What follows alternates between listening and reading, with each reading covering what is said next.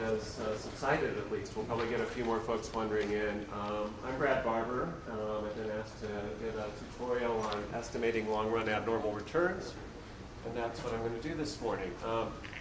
I'd like to make this interactive, so if you have questions as I go along, feel free to jump in with questions or comments or clarifications that you might have. What I want to do is kind of give you an overview of methods that folks are using, the pros and cons of using the various methods, and basically what I'd recommend at the end. So let me start off by what our goal here is, and our goal is to develop a standard and robust method for detecting long-run abnormal stock returns. That's a really hard thing to do. We have sort of benchmarking problems, and we have methodological problems underlying that goal, but that's ultimately what we would like to do. Obviously, this is important because it provides a useful tool for answering a lot of empirical questions. Understanding what factors influence stock prices and why. And it's important because commonly used methods are misspecified. So a lot of published work actually uses methods that are not terribly reliable when, I think it's probably best to use the reliable methods going into the publication process rather than get rejected for using unreliable methods. I have to say that when I do my own research, I really put things through a really battery of robustness test before I even go public with the results, because I have to convince myself that there is a robust anomaly there. And so if you have a fragile result, it's likely that it is an artifact of data mining or some issues related to that. So why analyze long-run returns? Well, it's a standard test of market efficiency. Of course, this faces the joint hypothesis problem that any test of market efficiency is also a test of the model underlying the calibration of your returns. And so we always have the joint test problem, but obviously if we can identify patterns in returns that are not consistent with market efficiency, conditional on our model being right, that's an interesting research question. It also provides hints about factors that might affect asset pricing. The ones that we've all heard about are size and value effects. And those are obviously the kings of anomalies, if you will, or the royal court of anomalies. But there clearly are others, momentum, post-earnings announcement drift, et cetera. So these methods are useful in that regard. And finally, the hedge fund industry until recently was replete with folks trying to understand what sort of patterns there were in returns and using quant methods to try to identify those patterns. So events that have been studied, there's a whole menu here. Dividend initiations and omissions, stock splits, stock purchases, IPOs, seasoned equity offerings, analyst recommendations, earnings surprise, takeovers, exchange listings. The list goes on and on. Just as a sort of preamble to this talk, I think it's important to realize that if you're just looking at an event and looking for what the return pattern is after that event, in my view, that's not really a well-formulated research question. You want to have some underlying motivation for why you're looking at that event, some theory that would guide you in thinking about why you should observe drift. Maybe it's a psychological motivation, maybe it's underreaction that you suspect, but you need to have something other than, here's an event, let's look at the returns, right? That's data mining in my view. So the candidate methods for this, and I'm going to focus on sort of event time methods and then calendar time methods as the sort of complement to the event time methods. And historically, we've used event study methods in finance. There's two variations. There's buy and hold returns and there's cumulative abnormal returns. I'll talk about those. After going through those, I'm basically going to conclude that you shouldn't rely on the event time statistics because they're fraught with problems. And ultimately, the calendar time approach is the best way to go, and most robust way to go about sort of testing for abnormal returns in long-run stock portfolios. So, and by the way, that's somewhat different from the conclusion we had in our 97 and 98 papers because we were still sort of formulating thinking about that. We advocated buy and hold returns then, but we had not fully appreciated at that time some of the issues I'll talk about today, which have been highlighted in subsequent research. Okay, so the buy and hold abnormal return is basically calculating an abnormal return for each sample firm And that would be done by taking the sample firm's return minus some benchmark. The benchmark might be a market index, it might be a size decile portfolio, size and book to market match. There's lots of different ways to benchmark. You then calculate the mean abnormal return across sample firms. And then typically what is done is calculate a cross-sectional standard deviation across firms. So you're looking at, you're trying to calibrate your test based upon the cross-sectional standard deviation. That's actually the problem with these approaches, is that that cross-sectional standard deviation assumes independence across each of the firm observations. And that's likely an untenable assumption. And then you construct the test statistics. Obviously, it's just the mean divided by the standard deviation of the mean. Okay? And to get formulas on here, the buy and hold return is just the product of 1 plus the periodic return. You could use daily or monthly returns. The benchmark return is going to be the expected return in this formulation, and you just subtract the product of 1 plus the benchmark return over the horizon you're looking at. Typically in buy and hold returns, they sort of look at annual horizons, 3-year horizons, 5-year horizons, those sorts of horizons when we're looking at long-run returns. The mean is just the sample mean. You can also weight this in proportion to size, for example. You need to be a little bit careful about that when you're looking at a long sample period. And so you might want to weight it by proportion of market cap, right? Because that's time, less time sensitive than market cap alone. The variance is a standard variance calculation, and the t-statistic is a standard t-statistic calculation.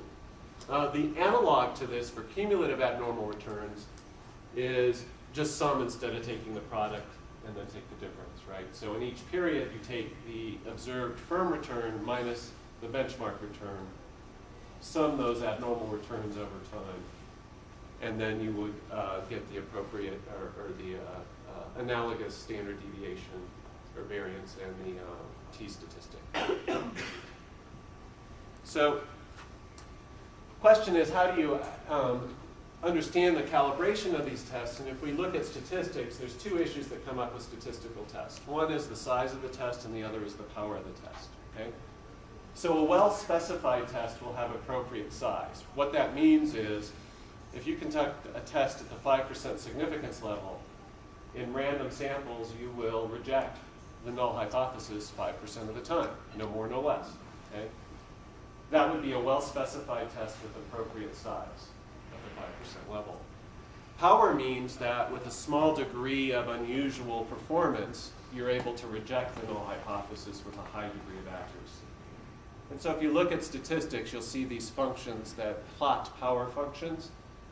And a powerful test is going to reject really quickly once you move away from no abnormal return in this setting.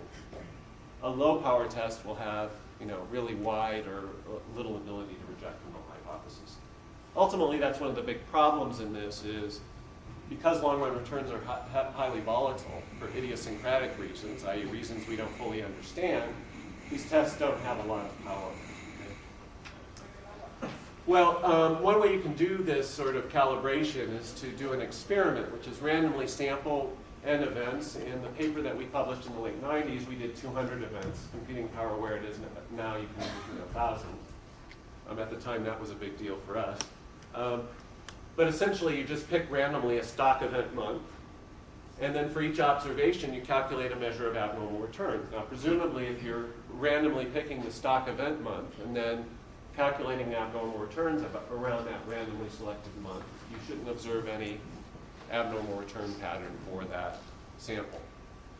And then you calculate the properties of the test statistic and repeat this for 1,000 samples to see if, in fact, of those 1,000 samples, are we, in fact, rejecting 50 samples as would be specified by 5% significance level.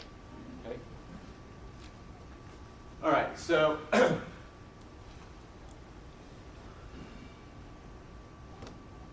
the example that I'm going to use here is a two-tailed t-statistic at the 5% level.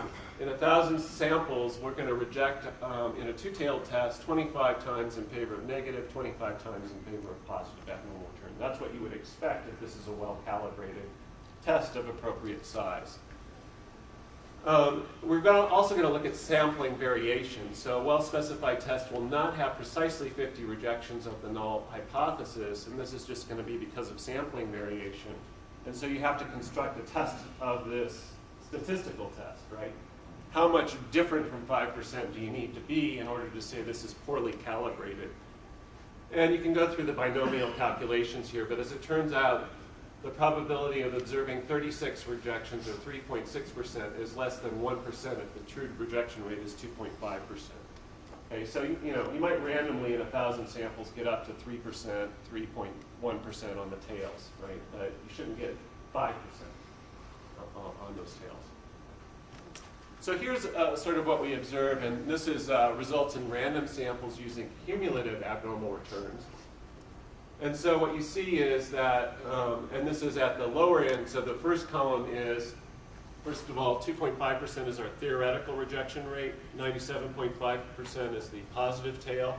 So down here we're looking at rejecting in favor of negative abnormal returns. Here we're looking at rejecting in favor of positive abnormal returns. And what you can see with cumulative abnormal returns is we get a lot of random rejections in favor of positive abnormal returns. Okay? And so cumulative abnormal returns have this sort of positive bias that's built into the cumulative abnormal returns.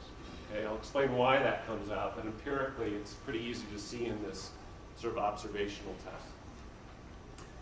The other thing, this is the buy and hold returns, you get the opposite result. Okay? So buy and hold returns tend to be negatively biased. Okay? And you reject the null hypothesis in favor of negative abnormal returns too frequently when you use the buy and hold construction. So this, it seems innocuous when I just talk about the calculations. They seem quite reasonable and quite straightforward and sensible to calculate, but in fact, embedded in those simple calculations are a lot of biases. So what are the biases? Well, first of all, the conclusions from this experiment is that both are biased, so you need to be careful about drawing strong conclusions from either of these simple metrics. And why are they different? Well, there's three things that cause these different measures of event study returns to be different. One is something that we refer to as a new listing bias. And that's the fact that firms that are newly listed subsequent to a period T are going to be included in the benchmark portfolio but cannot be sampled at period T. Okay? So consider a specific example. Let's say we're looking at a firm who had the event in January of 2000. Okay? And we're going to benchmark that firm against a size decile portfolio. Well, that size decile portfolio will include firms that went public after January of 2000, right? So if we're looking at the 5-year horizon, we're going to start including IPOs in the benchmark portfolio. And empirically, we know that IPOs and new listing firms have low returns, and so that's going to cause the benchmark portfolio to have, on average, a lower return than your sample firms. And it's not really a survivorship bias. What it is these new listings get into the benchmark portfolio, but don't get into your sample portfolio. Okay. The rebalancing bias is somewhat more subtle, and it affects the cumulative abnormal returns, and it really is generated by the fact that you, at times, are observing bouncing between the bid and the ask prices when you calculate returns in a database like CRISP. And that bouncing between the bid and the ask price can cause you to have a biased reference point for what returns are. To see a simple example, let's say that you have a stock price that's at $10 and it has a bid and ask that's $10 and $11. No trading occurs in the stock. So what you're going to see is that stock cycling between the $10 and $11 closing price, right? The bid and the ask. So on some days you'll get a positive 10% return, right? But when it goes from 10 to 11. But when it goes from 11 to 10, you don't get a minus 10% return, you get something less. And so if you average the returns over time on this stock that has virtually no trading, you would conclude that it has a positive average return. But in fact, all it's doing is cycling between the bid and the ask price. That's something that we sort of refer to as a rebalancing bias, because when you equal weight portfolios, you essentially incur this rebalancing problem, and that's the returns on the reference portfolios are calculated assuming periodic rebalancing. Usually these reference portfolios are a simple equal weighted average or even a value weighted average. Now value weighting solves this problem to a large degree because that bid-ask issue is not significant among large cap firms. It's really a small cap issue.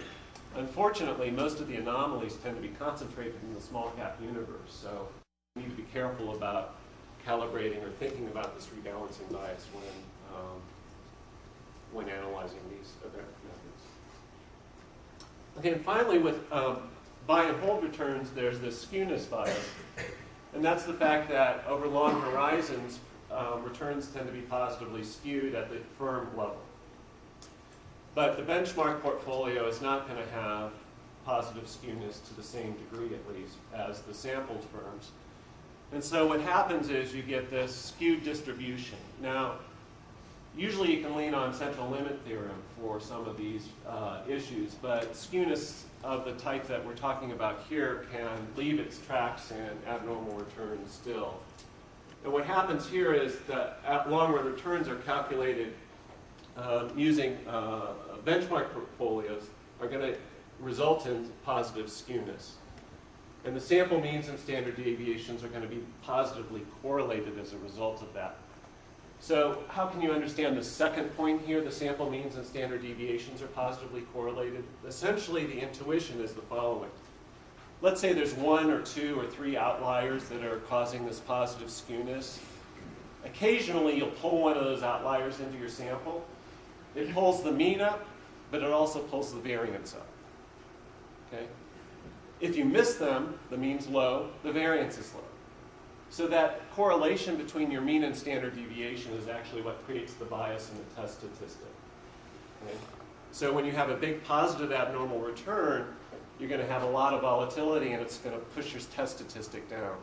Right? When you have a low abnormal return, you're going to have low volatility, and that's going to make your test statistic high. What did we get when we had buy and hold abnormal returns? We had negative rejections, and that's why, because of this correlation between the mean and standard deviation.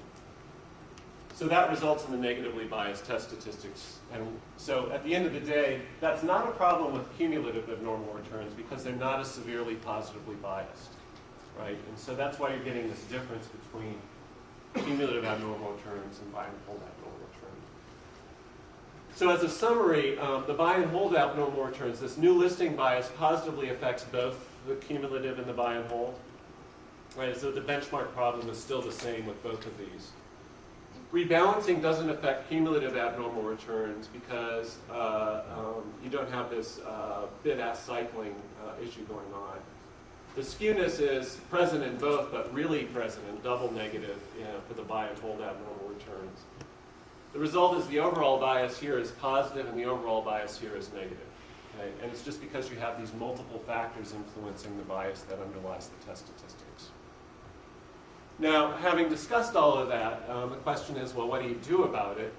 I actually like the event time methods for expositional purposes, but in my own work, I do not lean on them for statistical inference. So, in particular, the cumulative abnormal return graphs are a really nice expositional device to show your readers exactly what the pattern of returns looks like in a figure, right? So, let me talk about the solutions to these, and I have a graph coming up here.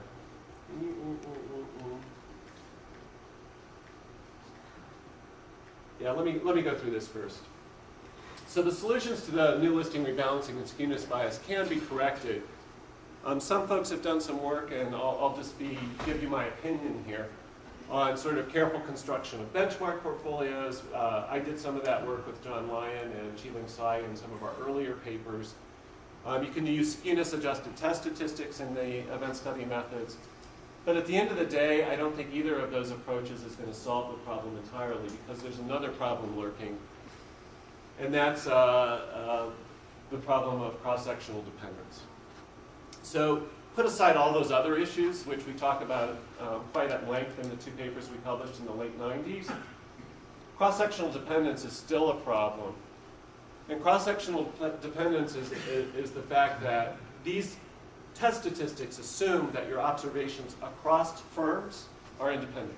Okay? And that's usually not true. There's two reasons. One is that you might have overlapping returns for the same firm. So think about a firm that might have had positive earnings surprise in successive quarters, and you're analyzing the 5-year returns following positive earnings surprise. Well, you got the same firm in there, and that firm is going to have a correlation between the 5-year return for quarter 1 and quarter 2, because most of it is the same period. Okay? The other issue is sample clustering. So many of these events tend to cluster by industry or value versus growth dimensions or size dimensions or return dimensions. And that sample clustering is going to cause correlation in returns that are not captured by our standard factors. So again, it's not reasonable to assume that these returns are independent across firms. And that's the underlying assumption in these tests. So one example I have here is Microsoft stock split. This is actually data. It split 3 times in the early 90s, April 1990, June 91, and June of 92. So if you were doing an event study on stock splits, this would come into your sample 3 times. And if we analyze the event returns for the 3 years following stock splits, are they independent? No, because you're going to have overlapping returns. And so this graph shows what 3 years, or I guess I have 2 years on here, 2 years would look like for the April 90, April 91, April 92. You've got 1 year overlapping, right? And that's going to cause the correlation between the observed abnormal returns. Okay. Well, a small correlation can create big problems. And that is, you can think of what's the standard deviation of this buy and hold abnormal return, assuming dependence relative to the buy and hold abnormal returns, assuming independence. In other words, how much are you overestimating your test statistics, or alternatively, underestimating your standard errors. Okay? And you can show, and this is done by Mitchell and Stafford in a Journal of Business paper, that the approximate correlation is a function of the correlation between the individual observations. And so consider some plausible values for this ratio. For example, if you had n equals 1,000 and rho equals 0.01, you can get significant overestimate of your standard errors in these settings. And so it doesn't take a lot of correlation. I think what people sort of miss sight of is you don't need a lot of correlation if you have a large sample size to create the bias. And in this example with these numbers, the true standard errors are going to be 3 times too big, assuming independence. So the solution to this, which has been, I think, crept into the literature and is now the prevailing method, is calendar time portfolios. And so this kind of reorients your thinking to how we think about calculation of abnormal returns. Now keep in mind the event studies were originally designed to look at what happens when an event is announced. So they were really designed for short-term return analysis. And so when we look at long-run return analysis, essentially what we're going to fall back on is the classic work of Jensen and basically calculate alphas for portfolios. Okay? And the way that you go about doing so is basically develop a trading strategy based upon your event or characteristic of interest. And so you start off by assuming a holding period, say 3 years. And you say, well, every time a firm has a stock split, I'm going to invest in that firm. Okay? And so you can construct what would be either an equal weighted or a value weighted portfolio. You could invest in it $1 in each firm, equal weighted, or you could invest in firms in proportion to their market cap, a value weighted portfolio.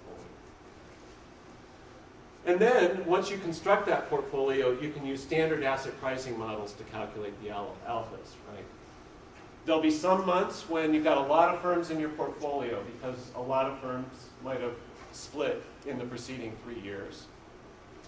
And when you assume a holding period, the seasoning of your portfolio will differ over time. So, in other words, at a particular point in time, it might be populated with firms that just split in the last 3 months. At other points in time, it might be populated with firms that split 2 or 3 years ago, because remember, you're assuming a holding period. A nice way to finesse that issue, though, is just to vary the holding period and see if you get different results assuming different holding periods. So a lot of times using these calendar time methods, you might see alphas for a 1-year holding period, 3-year holding period, or a 5-year holding period. And that way you can see if things are different.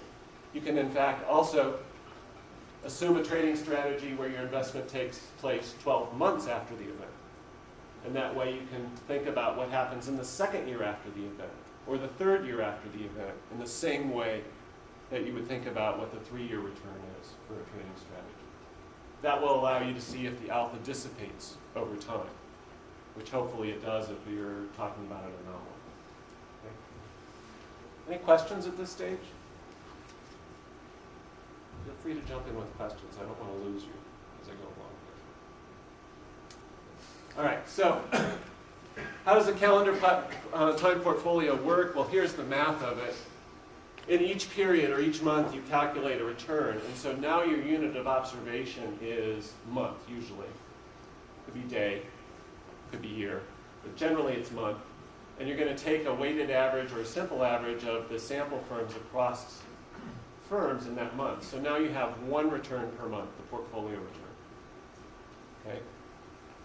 W is going to be your weight in this formula, and as I mentioned before, it could be value weighting, it could be weighting in proportion to, in some of my own work on recommendations, we weight in proportion to the number of recommendations that are made, for example. So you can choose any weighting scheme that might make sense in your context. And note that it's pretty simple to just go through and do these weights times the returns and then scale them by the sum of the weights in each period. So the programming of that is fairly straightforward. Okay, so now you can use standard asset pricing models to calculate alphas. That is, just take your portfolio return less the risk-free rate and regress it on the CAPM factor, which is the market factor, of French factors or 4-factor models, and people are putting in liquidity factors these days. There's all sorts of factors that one can do. Ken French's website has a wonderful, easily downloadable list of factors that you can then use to see if, in fact, your returns are different or orthogonal to or have alpha relative to these factor portfolios that others have been looking at. And now it's a simple time series regression that you can do in Excel, really. Obviously, if you're doing a lot of this, data or SAS is going to be your preferred method. Okay, so, and here's just the models written out. The first one is the CAPM, the second one is the Fama French 3-factor model. Traditionally, folks have also added the momentum factor in. That's not the end of the list, though. There's a lot of other factors that folks have considered. Okay, and this is just a definition. I think most of you are probably familiar with this, but it'll be in the slides if you're not. So let me talk about some applications and sort of what happens when you apply the appropriate methods to some of these anomalies that first came out. Now here's the IPO anomaly, and this is the long-run performance of IPOs from Jay Ritter's 91 paper. And there's no question that IPOs are important returns. Okay? So if you look at the raw returns on IPOs, this is over a 3-year period, that's the top dashed line. And then the various benchmarks, and these are cumulative abnormal returns. We have NASDAQ adjusted, value weighted, matching firm, small firm adjusted. So you can see it's sensitive with quite a high degree of sensitivity to the benchmark that's chosen.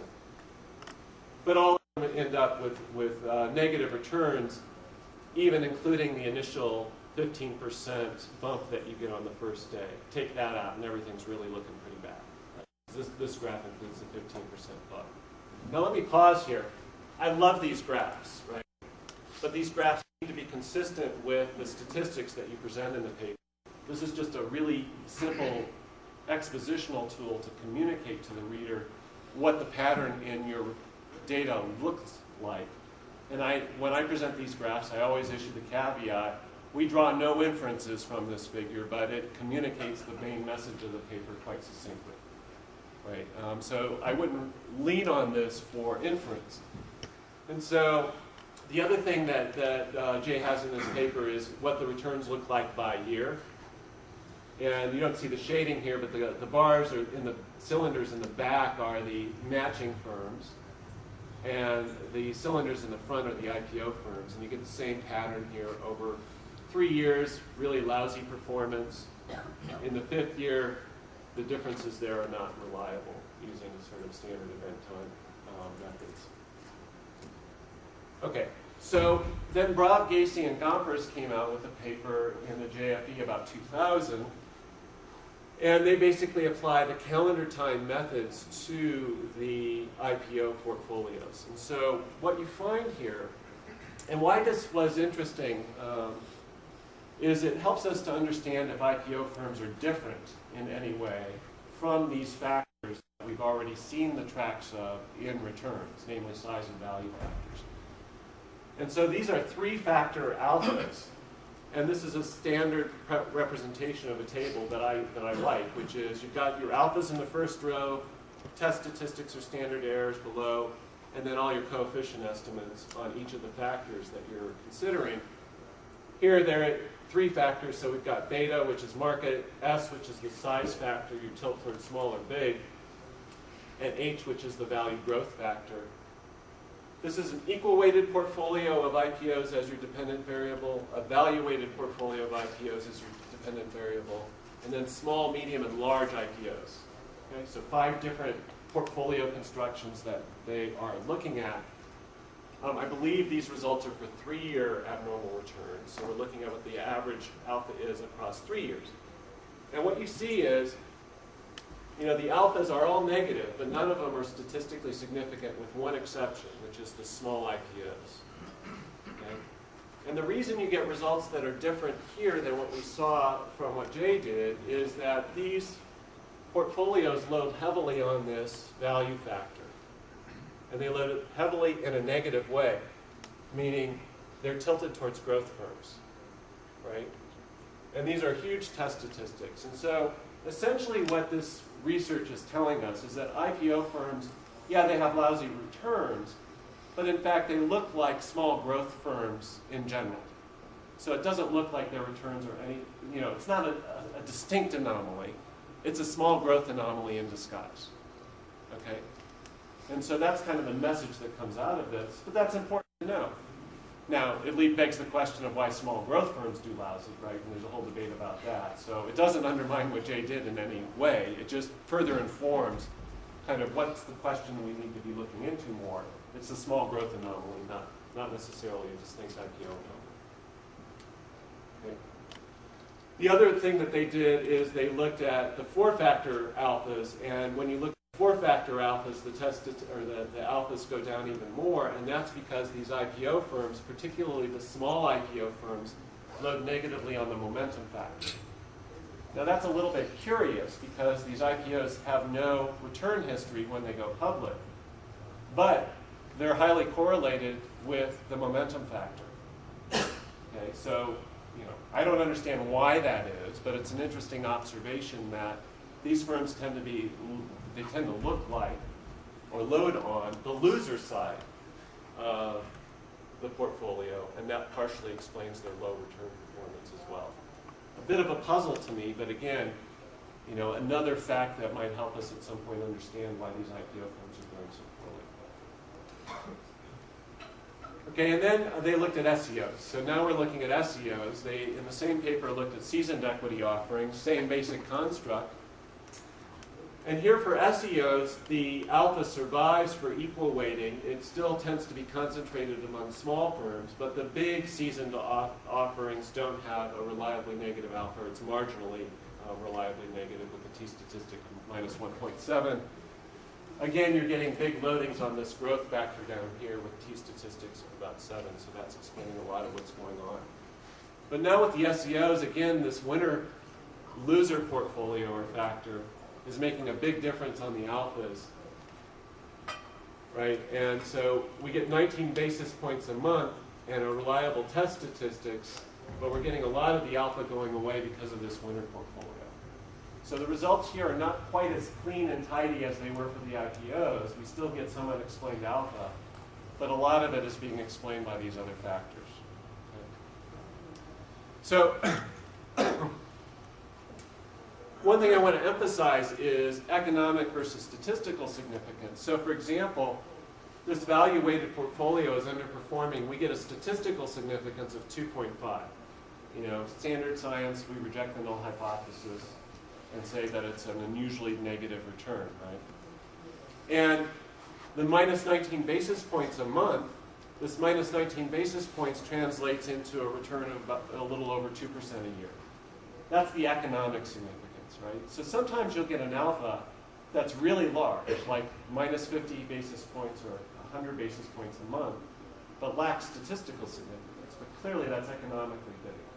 I mean, the most influential papers are going to have big alphas and big statistical significance.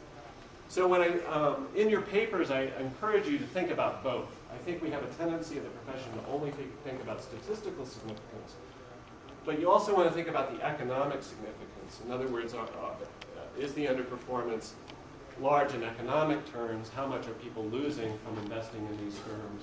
And how much would it impact their wealth accumulation from doing so? This is more of a value judgment on the economic significance, but nonetheless deserves a few sentences in your paper about kind of what the economic magnitude of the effects are. So the summary of the annualized alphas for IPOs and SEOs is a good way that I think about calibrating the economic significance. And so I just multiplied the alphas by 12 to give you the 3-factor and 4-factor alphas. We're talking about annual underperformance on evaluated IPOs of about 1.3, 1.8%. On the 3-factor, 4-factor equal weighted 4%, 2.3%. So, you know, to put this in perspective, it's about the order of magnitude by which actively managed mutual funds underperform their benchmarks. So, you know, it's big, but not outrageously large. It's not the order of magnitude as the value premium is, right, which is like 6 percentage points a year, for example. SEOs are a little bit bigger, but still, you know, not as big as we might have originally thought.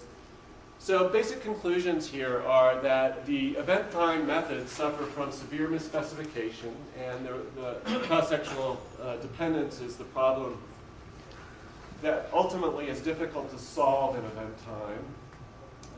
Again, I think there are folks that are trying to tackle that problem with sophisticated statistical tests, but the calendar time approach, I think, is a simple and elegant way of solving the problem. And I, for my money, would avoid the event time methods other than for expositional reasons and lean on the calendar time methods. Why do these calendar time methods solve the cross-sectional dependence problem? It's because your assumption of independence has changed. In the calendar time approach, your assumption of independence is independence across time. And that's a much more reasonable assumption about returns, i.e. the return this month is independent of the return last month. Whereas in the event time methods, you're assuming independence across firms. And that's a much less tenable assumption because similar factors might affect the returns of many firms in your sample.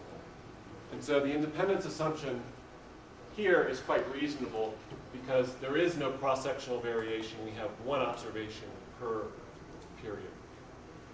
They're reasonably well specified in some of in the Journal of Finance paper that I published with John Lyon and Qiling Tsai. We look at the calibration of these methods, and they're well calibrated. You know, there are some samples in when they're biased. That's because of the factor loadings that you get, for example. Truth be told, the benchmarks are probably better in calendar time in terms of specification, but they're a lot more onerous to work with. And so I think it's reasonable to be using these factor models to generate alphas. They still suffer from the bad model problem, which is, you know, we're just using 3 and 4 factor models to try to see if these are returns that are unexplained by the factors that we already know. Let me say the profession is a little bit weary and a little bit tired of the proliferation of anomalies. And so, you know, if you're writing a paper about an anomaly, you have to make sure that it is economically important, statistically significant, using well-calibrated methods, and is distinct from those that have been previously documented. And that's what these methods are hopefully designed to do, is make sure that it's distinct from those that have been previously documented. Yeah. If the event happens when the bonds are priced, so you have enough observations, which approach you want.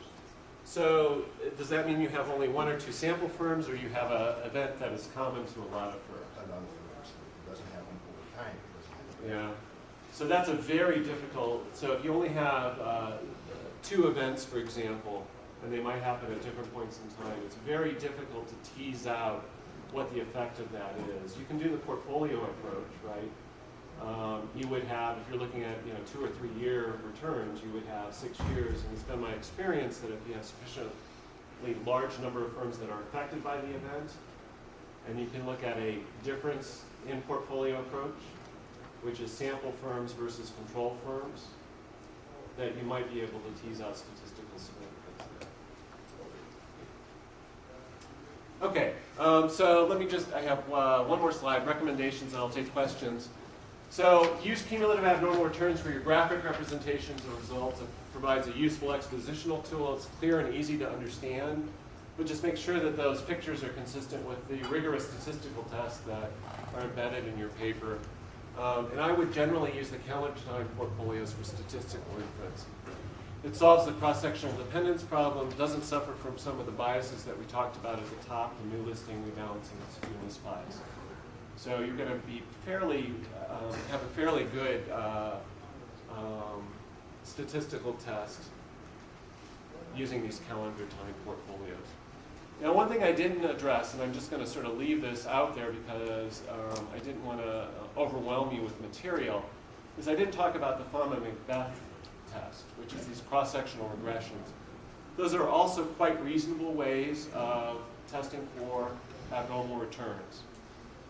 Mitch Peterson has a very nice paper in the Review of Financial Studies that looks at these tests. So if you're interested in using the Fama-Macbeth approach, I would highly recommend reviewing Mitch Peterson's article in the Review of Financial Studies about these cross-sectional tests. But the Fama-Macbeth approach, which has been well used in the literature, is another alternative test to using abnormal returns. Questions? Yeah.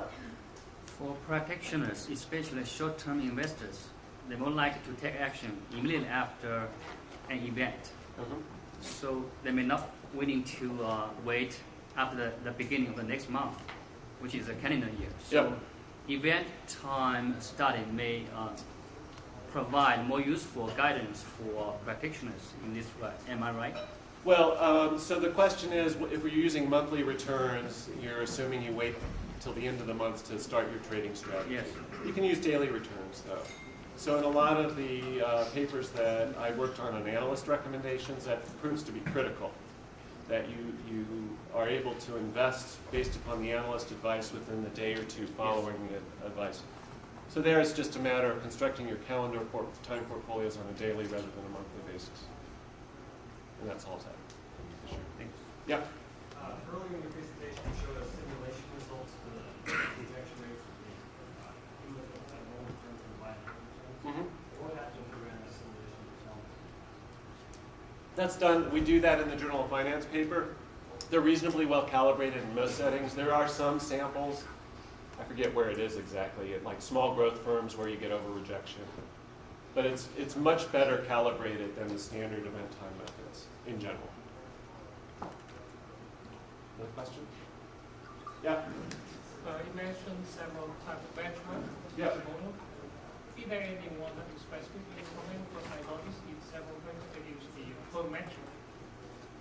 So do you recommend specifically, or we better use different benchmark or robustness? So if you use the calendar time approach, one strategy that you can use is also use a firm matching approach. So you might be concerned that your sample firms are different on dimensions that are not captured by the factors. So you might choose, for example, to match on non-sample firms in the same industry of similar size. You can then construct a calendar time portfolio of your control firms, a calendar time portfolio of your sample firms, and then the difference, right? So that would capture, well, if it's industry, your control firm should capture any industry effects. So there's ways to do this sort of matching that would, but still in the calendar time context, that would still capture other dimensions. I would characterize that as robustness test, that I wouldn't necessarily put in your paper unless it really lent itself to that. Like the person next to you was suggesting, you have two events. It sounds like you probably are going to need a control firm there. But in most settings, you don't necessarily need the control firm unless you feel the sample is really skewed by industry or some dimension. Other questions? Yeah. The event time methods are more biased over longer term horizon, but for studies that are only looking Short 1 term. year ahead, then presumably they're less prone to bias. Yeah, the bias is a function of the horizon. So less, not unbiased, but less biased at 1 year. At 3 days, very little bias, right? So I'm not dumping on event methods for the analysis of price reactions, for example. It's quite reasonable to do that. But if you're looking for drift following an event at even a 6 or 12-month horizon, as a reviewer, I would demand that you do the calendar time portfolios or run them at that time.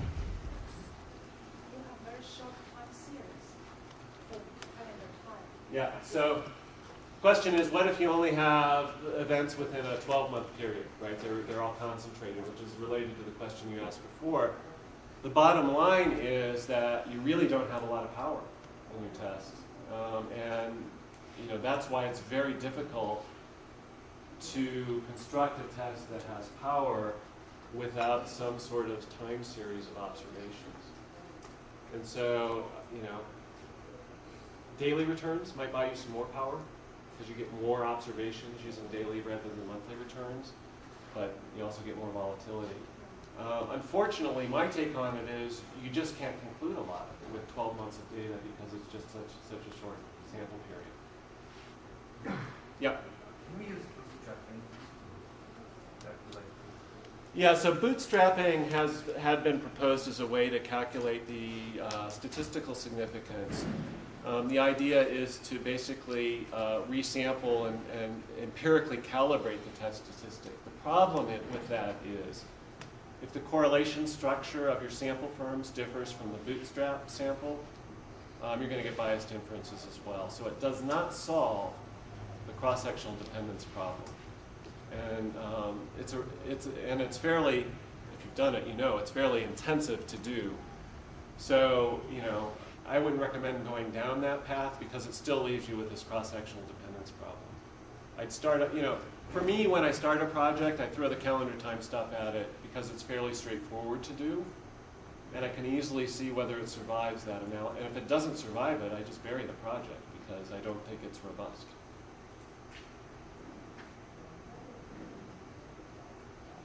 Other questions? Yes? I've read in some papers where they argue to weight based on the number of events Yes. in the calendar time Yep. regressions. Do you? Yeah, that's a understand quite that? reasonable thing to do. So one of the issues that happens in the calendar time regressions is there may be some months when you have two firms, right? There aren't a lot of firms in the portfolio. There might be other months in which you have 100. And the solution to that, which is fairly elegant statistically, is to weight by the square root of n. And from a finance perspective, that makes sense because it's sort of telling you something about the variance of the portfolio. From a statistics perspective, it's the weighted least squares regression and has nice statistical properties that are well understood. So a weighted least squares regression will give more weight to those months in which you have more observations in your portfolio, and that's a quite reasonable thing to do. The reason to do that is your abnormal return is more precisely estimated in those months.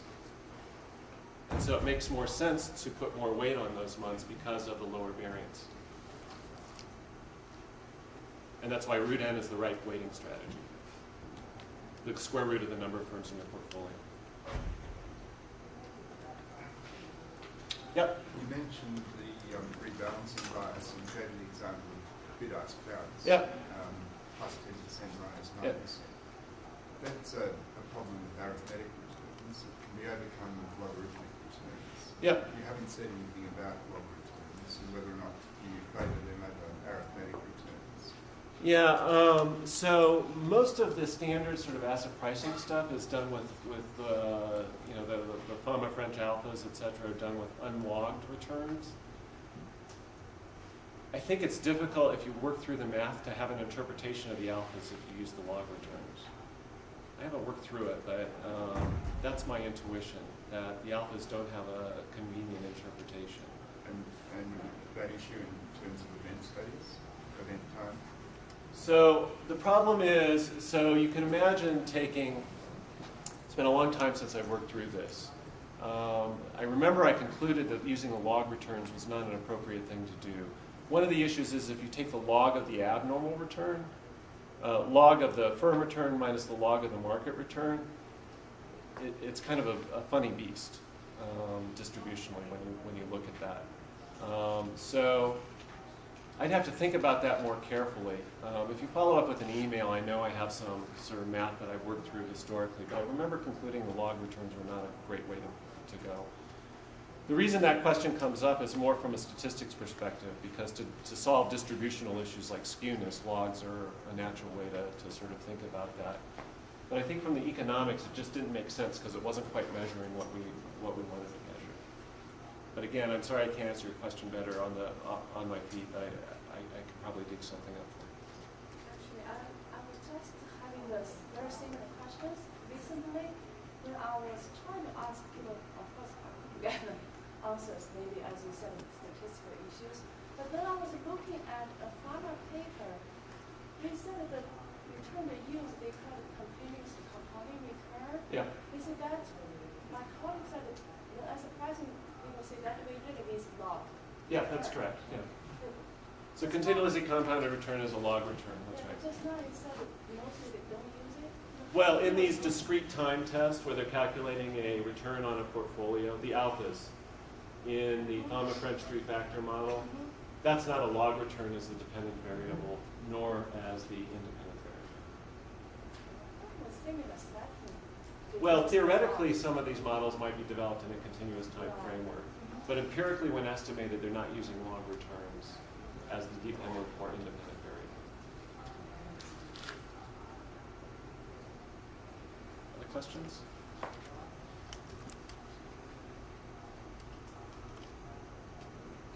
Okay. Well, we will break. I'll stay around if you have questions or are afraid to ask in front of the crowd.